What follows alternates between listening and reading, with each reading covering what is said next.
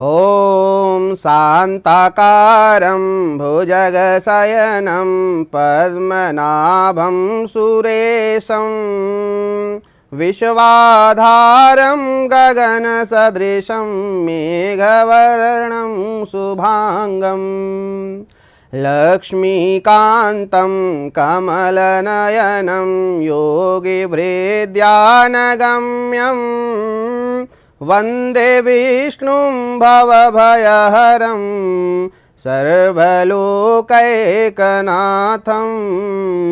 सर्वलोकैकनाथं। जय जय श्री कृष्णा। हरि माधव।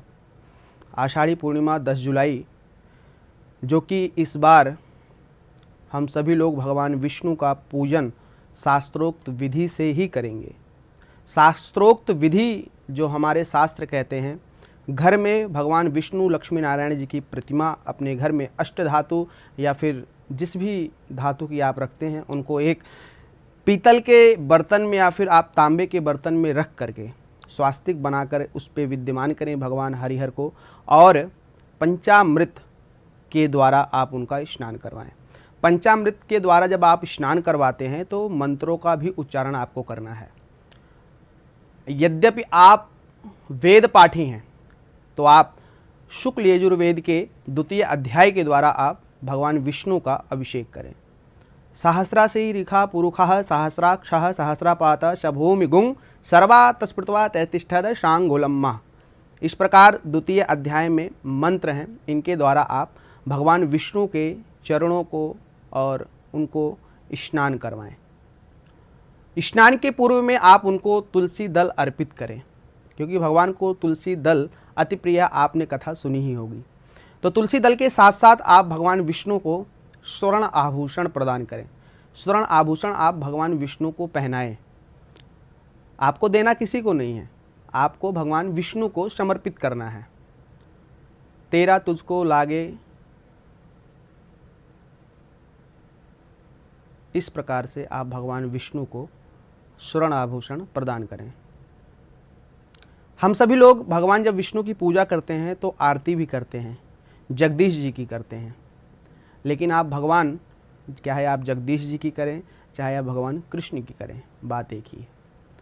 हम सभी लोगों को बस ध्यान क्या रखना है, इस दिन हमें बाहर के सामग्रियां जो हम अपने उदर को भरने के लिए, जीभ के स्वाद के लिए खाते पीते हैं, उसको बिल्कुल भी नहीं करना है।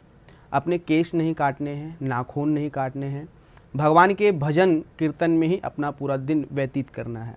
ऐसा नहीं, आप यद्यपि काम करते हैं तो आप अपने काम को ना छोड़ें, काम पर भी जाएं, परंतु भगवान का भजन भी साथ साथ में करते रहें, क्योंकि आपके ही हाथ में है, आपको ही सब कुछ करना है। तो आपको ही देखना है मैं कितना सात्विक बन करके भगवान विष्णु की पूजा भी कर सकता हूँ और अपने काम को भी कर सकता हूँ। इससे फल की प्राप्ति आपको ही होगी और किसी को नहीं। आप जितना ध्यान और भजन के साथ इस दिन का लाभ उठाएंगे उतना ही आपका जीवन सुलभ होगा। और इस दिन खास क्या करना है, आपको पीले वस्त्र पहन करके ही भगवान विष्णु की पूजा करनी है।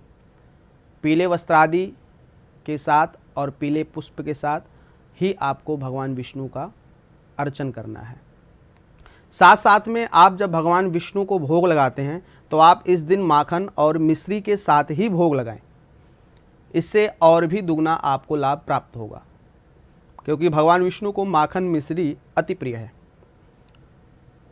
तुलसी की माला बनाएं, गंधाक्षत पुष्प से उनका पूजन करें, और जल में तांबे का एक लोटा लीजिए, उसमें गंध अक्षत पुष्प और थोड़ा सा सिंदूर मिला करके आप भगवान विष्णु को समर्पित करें मंत्रों के साथ।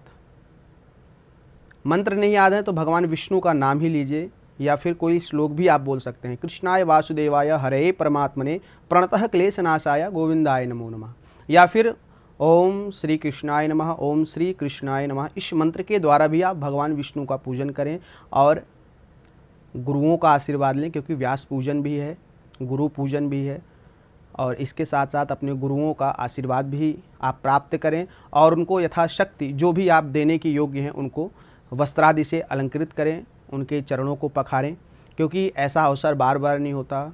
गुरु ही हमें भक्ति का मार्ग दिखाते हैं। माता पिता तो दुनिया ही दिखाते हैं, परंतु गुरु भक्ति और सद्मार्ग की तरफ ही हमें भेजने वाले होते हैं। मोक्ष का कारक ही भक्ति है। तो आप भक्ति में लीन रहें, गुरु का पूजन करें, परिवार में अपने माता पिता का सेवा करें और उनका भी आशीर्वाद आप प्राप्त करें। जय जय श्री राधे, जय श्री कृष्णा।